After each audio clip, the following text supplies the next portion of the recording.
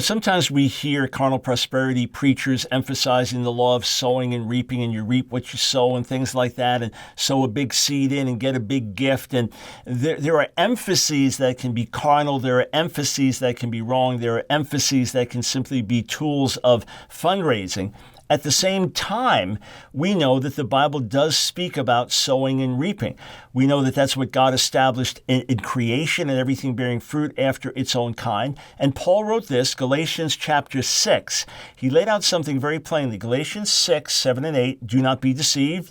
God is not mocked. For whatever one sows, that will he also reap.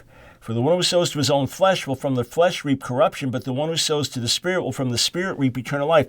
These are spiritual principles that are fixed and real.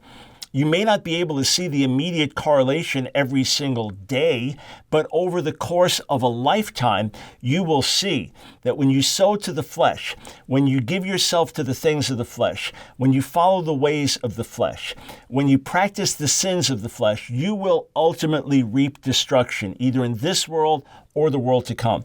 When you sow to the Spirit, you sow in obedience, you sow in love, you sow in holiness, you sow in honor, you sow in faith. When you sow to the Spirit, you will reap blessing from God in this world and in the world to come.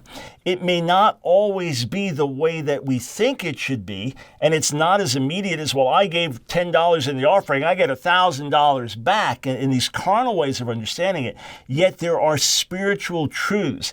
If you sow with tears, you'll reap with joy. I encourage you, sow to the Spirit, sow to biblical principles, sow with faith, sow with generosity in the whole of your life, not just money, the whole of your life, and you'll reap what you sow. You really will.